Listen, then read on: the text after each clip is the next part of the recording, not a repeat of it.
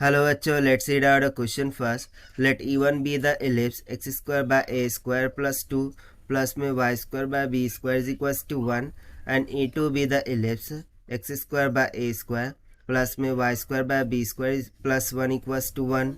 The number of points from which two perpendicular tangents can be drawn to each of the E1 and E2 is. So basically question में क्या बोल रहा है उसको हम diagram के थ्रू अंडरस्टैंड करते हैं, राइट. सो लेट सपोज कि इस तरीके से एक इलिप्स है हमारे पास, ठीक है, और इस तरीके से यहाँ पर मेरे पास ये दूसरा कोई इलिप्स है, इसको मैं मान लेता हूँ E1 और ये दूसरा जो इलिप्स है E2. सो मेरे पास यहाँ पर एक कोई पॉइंट है. अब इस पॉइंट से मैं पेयर ऑफ टेंजेंट्स यहाँ पर ड्रॉ कर रहा हूँ, राइट. ठीक है, पेयर ऑफ टेंजेंट क्या कर रहा हूँ मैं, इस तरीके से ड्रॉ कर रहा हूँ. सो इन दोनों टेंजेंट्स के लिए ये जो एंगल बन रहा है ये बेसिकली कैसा बन रहा है, 90 डिग्री का बन रहा है. सो ऐसे कितने पॉइंट्स हो सकते हैं जहाँ से मैं दोनों के दोनों इलिप्स पर दो टेंजेंट के बिटवीन में एंगल 90 डिग्री रखते हुए टेंजेंट्स ड्रॉ कर सकता हूँ. वो नंबर ऑफ पॉइंट्स यहाँ पर हमें फाइंड आउट करने हैं. सो चलिए स्टार्ट करते हैं हम की कॉन्सेप्ट से which we are going to use here for this question. So यहाँ पर हम सिंपली बोल सकते हैं कि देखिए ये दोनों टेंजेंट एक दूसरे का क्या है, परपेंडिकुलर. तो सबसे पहली कंडीशन तो यहाँ पे यही लग जाएंगी कि स्लोप ऑफ लाइन, ठीक है ना, दो लाइंस एक दूसरे के परपेंडिकुलर होंगी. सो उनके जो स्लोप का प्रोडक्ट होगा वो इक्वल्स टू माइनस का 1 होना चाहिए. एक कंसेप्ट तो यहाँ पर यही लग गया. और दूसरा कंसेप्ट होगा यदि इक्वेशन ऑफ एलिप्स हो जाए x square by a square, या फिर हम अल्फ़ा का स्क्वायर लेते हैं प्लस में वाई स्क्वायर बाय बीटा का स्क्वायर इक्वल्स टू 1, ठीक है. सो इसके लिए जो इक्वेशन ऑफ टेंजेंट होंगी that will be equals to y is equals to m x plus minus under root में अल्फ़ा का स्क्वायर एम स्क्वायर प्लस में बीटा का स्क्वायर, ठीक है. ये सेकंड कंसेप्ट. सो इन दोनों ही कंसेप्ट्स का यूज़ करते हमें स्टार्ट करते हैं फाइनली सोल्यूशन से. सो सबसे पहले मैं यहाँ पर मान लेता हूँ कि जो स्लोप ऑफ टेंजेंट है वो क्या है, m है. सो फर्स्ट वाला जो इलिप्स है उसके लिए जो फर्स्ट लाइन है उसका स्लोप m1, इसका स्लोप m2, इसका स्लोप मैं मान लेता हूँ m3 और इसका स्लोप मैं मान लेता हूँ m4 के इक्वल, राइट. सो सबसे पहले हम फर्स्ट इलिप्स के लिए बात करेंगे that is for E1.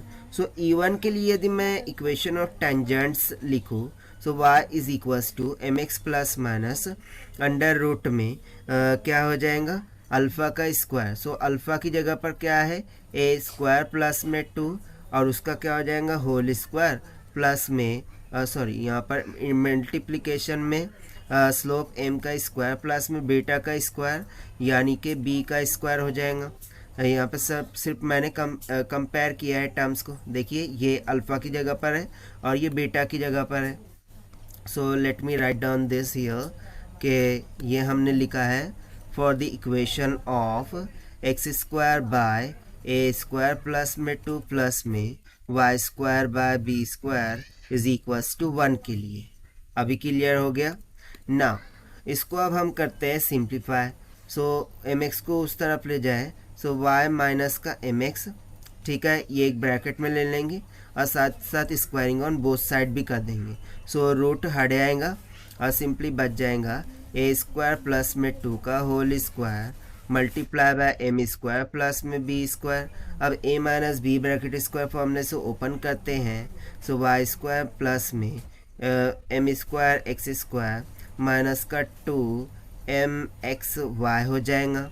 This will be equals to, और यहाँ पर ये जो टर्म है, अच्छा ए स्क्वायर की जगह पर ये होल टर्म थी. Okay, so do this correction, यहाँ पर स्क्वायर नहीं होगा, ठीक. ये स्क्वायर की यहाँ पर ज़रूरत नहीं है क्योंकि ए स्क्वायर की जगह पर ही वही है, ठीक. सो इसको एज इट इज़ रखते हैं हम ए स्क्वायर प्लस एम प्लस में एम स्क्वायर, ओके, प्लस में बी स्क्वायर. सो अब इसको हम रीअरेंज करते हैं. सो सब के सब टर्म को हम एक तरफ लेकर आते हैं, right.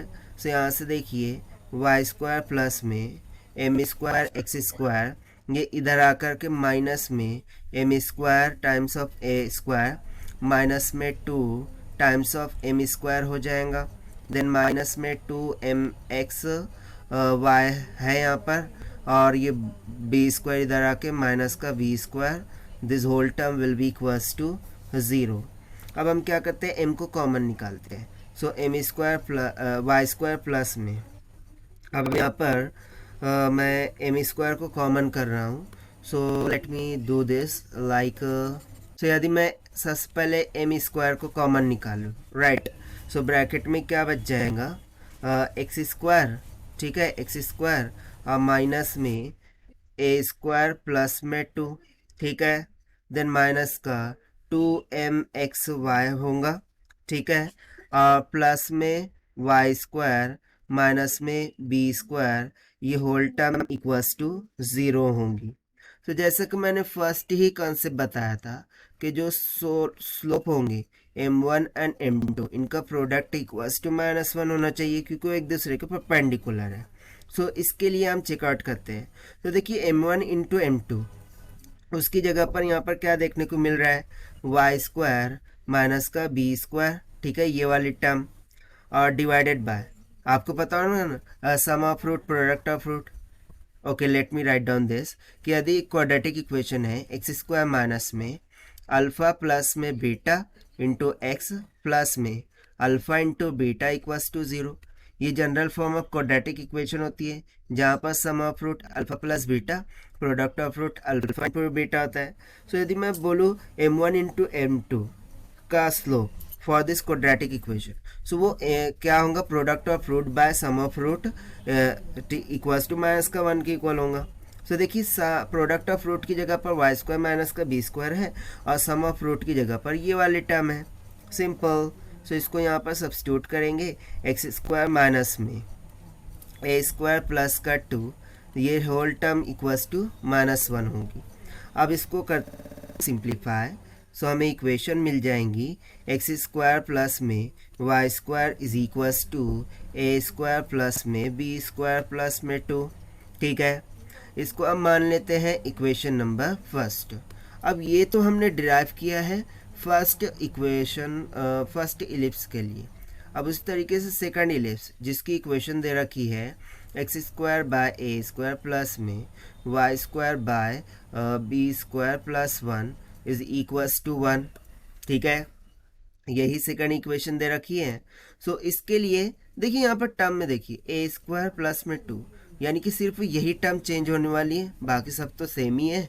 So I can directly write down कि एक्स स्क्वायर प्लस में वाई स्क्वायर ये इक्वल्स टू आ जाएगा ए स्क्वायर प्लस में बी स्क्वायर, और ये जो पर सिंपल आएगा 1, क्योंकि यहाँ पर बी स्क्वायर प्लस का 1 है, सिंपल। तो यहाँ पर हो जाएगा 1, इसको हम दे देते हैं इक्वेशन नंबर 2, ठीक है। तो इतना यहाँ से क्लियर हो गया। सो ये हमने कैसे फाइंड आउट किया है, सो इसको हम यहाँ पर राइट डाउन कर सकते हैं कि मैंने simply m3 into m4 equals to -1 से ये इक्वेशन नंबर 2 डिराइव किए हैं। Okay, I hope it is clear.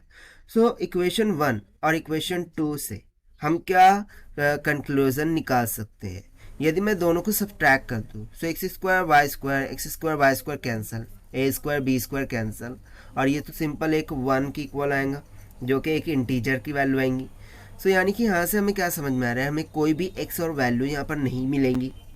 So we can write down that k from equation 1 and 2 we can write that there is no real values of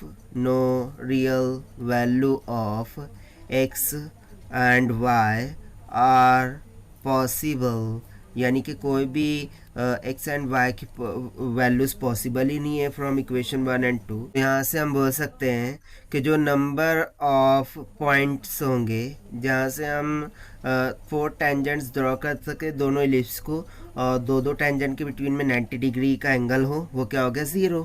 so no number of points, okay, number of point is 0। और देखिए यही हो जाएगा हमारा answer for this question, जो कि हमने solve किया है by using the concept of product of slope of 2 lines and equation of tangent to the ellipse. Now let us take the option So option A will become correct. So this is the required solution. I hope you understood it well. Best of luck. Thank you.